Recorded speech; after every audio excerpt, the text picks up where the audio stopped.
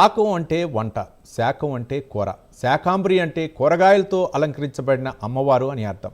ఏరువాక, వర్ష ఋతువు ఇలా ప్రకృతి సంబంధిత వేడుకల పరంపరలో అమ్మవార్ల ఆలయంలో శాకాంబరి ఉత్సవాలు అంబరాన్ని ఉంటున్నాయి. అయితే దేశంలోనే ప్రథమంగా ఓరుగల్లు భద్రకాళి అమ్మవారి ఆలయంలో శాకాంబరి ఉత్సవాలు నిర్వహించడం జరుగుతుంటుంది. ఇక్కడే ఎందుకు తొలిగా ఈ వేడుకలు నిర్వహిస్తారు? శాకాంబరి ఉత్సవాల విశిష్టత ఏమిటి? ప్రైమ్ 9 స్పెషల్ స్టోరీలో ఈ వివరాలను తెలుసుకుందాం.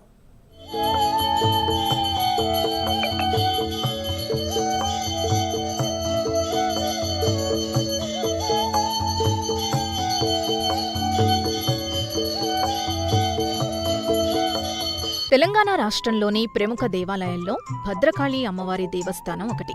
పురాణ ప్రాశస్త్యంతో పాటు చారిత్రక నేపథ్యం కలిగిన వరంగల్ భద్రకాళి ఆలయంలో అమ్మవారి శాకంబరి నవరాత్రి మహోత్సవాలు అత్యంత అట్టహాసంగా ఆరంభమయ్యాయి. తిదిమండల దేవతాయాగంగా పిలిచే అమ్మవారి సహస్రఘట కలశాభిషేకాన్ని ఆలయ ప్రధానార్చకులు శేషు, వేద పండిత ఘనాపాటిలు, వేదమంత్రాలు, మంగళ వాయిద్యాల నడుమ నిర్వహించారు. గణపతి పూజ, పూర్వంగ విధితో పాటు ప్రత్యేక పూజలు చేశారు. భద్రకాళీమాత నామస్మరణతో ఆలయ ప్రాంగణం మారుమోగిపోయింది.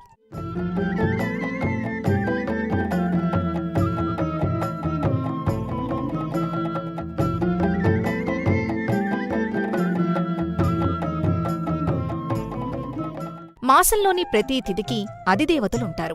వైదిక స్మార్త శక్తాద్వైత దక్షిణాచార సంప్రదాయాన్ని అనుసరించి ప్రతి తిథికి ఒక్కొక్క అధిదేవత ఉంటుంది.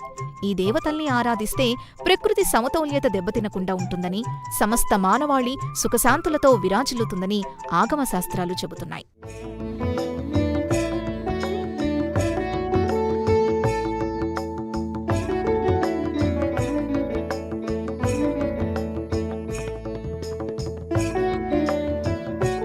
పదిహేను రోజుల పాటు ఈ ఉత్సవాల్లో భద్రకాళి అమ్మవారి నిత్య యాగాన్ని ఉదయం కాళీ క్రమంలో, సాయంకాలం శ్రీ షోడశ క్రమంలో నిర్వహిస్తున్నారు. తిదిమండల దేవతార్చనగా నిత్య యాగాన్ని నిర్వహిస్తున్నారు. ఉత్సవమూర్తుల్లో గర్భాలయం మూర్తికి కాళీ క్రమాన్ని అనుసరించి, స్నపన మండపంలోని మూర్తికి షోడశీ క్రమాన్ని అనుసరించి తిదిమండల దేవతాలంకారాలు చేసి పూజలు నిర్వహిస్తున్నారు.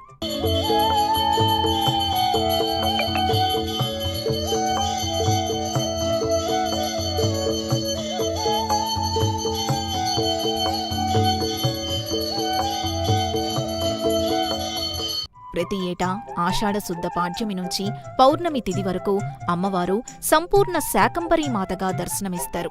ఇప్పుడు జూలై 10వ తేదీ వరకు శాకంబరీ శోభితంగా అమ్మవారు భక్తులకు దర్శనమిస్తున్నారు. ఈ ఉత్సవాల సమయంలో భద్రకాళి అమ్మవారిని ఎన్నో కూరగాయలు, ఆకుకూరలు, పండ్లతో అలంకరించి ఆరాధించడం ఆనవాయితీగా వస్తోంది. సంవత్సరాల క్రితము వరంగల్లో అనేక కరువు ఏర్పడ్డప్పుడు మా గురుదేవులు గణేష్ శాస్త్రి గారు, ఈ ఆలయ వ్యవస్థాపక నిర్మాత, వారు స్వయంగా అమ్మవారిని ప్రార్థించాడు. అమ్మా జగన్మాత, ఏమిటి మా ప్రాంతం మొత్తం కరువు తాండవిస్తున్నది, నీవే రక్ష అని అమ్మవారిని త్రికరణ శుద్ధిగా వారు ప్రార్థించగానే అమ్మవారు శాకాంబరిగా వారికి దర్శనమిస్తుంది. శాకాంబరీం స్తువంధ్యాయం జపన్ సంపూజయన్నవన్ అక్షయమష్ణుదే శీఘ్రమన్న పానామృతం ఫలం. వారికి స్వప్నంలో అమ్మవారు ఆకుకూరలు ధరించినట్టుగా కనిపించగానే తెల్లారే ఊరిలో ఉన్న ప్రజలందరినీ పిలిచి, ఇక్కడ ఉన్నటువంటి యొక్క పండితులను పిలిచి శాకాంబరి రూపాన్ని దర్శించినాము. కాబట్టి ఆషాఢ మాసంలో గురు పౌర్ణమి నాడు అమ్మవారికి శాకాంబరిని చేద్దామని నాటి నుంచి దాదాపు 100 సంవత్సరాల క్రితం నుంచి మొదలైంది. అప్పటి నుంచి వంశపారంపర్యంగా వారి కుమారులు భద్రకాళి శేషు గారు అమ్మవారిని ఇంకా వైభవంగా, అప్పుడు కేవలం 1 రోజు, తర్వాత 9 రోజులు మహానుభావుడు గణేష్ మా గురువు గారు 112 సంవత్సరాలు బ్రతికాడు. వారి ఆధ్వర్యంలో వారి కుమారులు కూడా ఇప్పుడు ఆలయాన్ని నడిపిస్తున్నారు. శాకంబరి రూపంలో భద్రకాళి అమ్మవారిని దర్శించుకుంటే కరువు దరిచేరదని, ఇహపర సౌఖ్యాలు కలుగుతాయని భక్తుల విశ్వాసం. నా పేరు సునీత. నేను హన్మకొండ ఎక్సైజ్ కాలనీ నుండి వచ్చాను. భద్రకాళి గుడికి ప్రతి వారం వస్తూ ఉంటాము.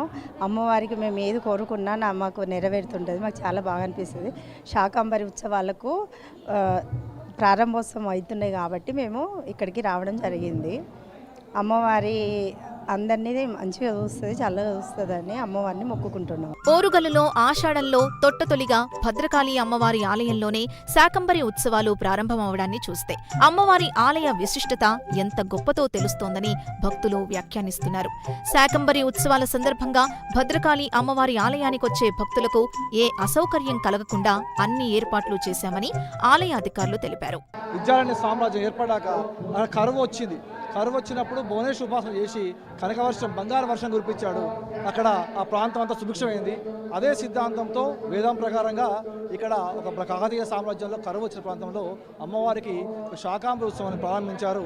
అమ్మవారు జగజ్జనని మొత్తము బంగారు ఆభరణాలతో వచ్చిన అమ్మవారిని ప్రకృతి సంబంధించిన పండ్లు, ఫలాలతో, కాయగూరలతో శాకాంబరి రోజు పాడ్యం మొదలు పౌర్ణమి వరకు 15 రోజులు ప్రతి నిత్యం, అంటే ఒక రోజుకు ఒక తిథి ఉంటుంది. తిథి 15 తిథులు నిత్యాతిథుల హోమాలు చేసుకుంటూ పూజలు చేస్తూ పౌర్ణమి రోజు ప్రకృతి సంబంధించిన కాయగూరలతో అమ్మవారికి అలంకరణ చేయడం వల్ల, అమ్మవారిని దర్శించడం వల్ల ప్రతి ఇంట్లో పాడి పంటలతో సుభిక్షంగా ఉంటుందని ఈ శాకాంబరి ఉత్సవాన్ని నిర్వహిస్తారు. అభిషేక కార్యక్రమాన్ని కళ్ళతో చూస్తే చాలు అమ్మవారిని, అంతకంటే వేరే లేదని భక్తులు ఎంతోమంది శ్రద్ధతో ఎదురు చూస్తూ ఉంటారు పూర్ణాభిషేకం చూడటానికి. కనుక ఈరోజు ఈ అభిషేకం చూసిన వారికి ఏం కోరుకుంటే అది అవుతుంది. కనుక ప్రతి భక్తుడు కూడా ఇక్కడికి వచ్చి చూడలేని వారు కనీసం ఈ ఛానళ్ళ ద్వారానన్నా చూసి అమ్మవారికి ప్రేమగా నమస్కరించుకోండి. మరి మా యొక్క ఎండోమెంట్ మినిస్టర్ గారైన శ్రీమతి కొండా సురేఖ మేడం గారి ఆదేశాలతో, శ్రీ నాయన్ రాజేందర్ రెడ్డి గారు మా ఎమ్మెల్యే గారి ఆదేశాలతో మరి ఒక కోఆర్డినేట్ మీటింగ్ కూడా ఏర్పాటు చేయడం జరుగుతుంది.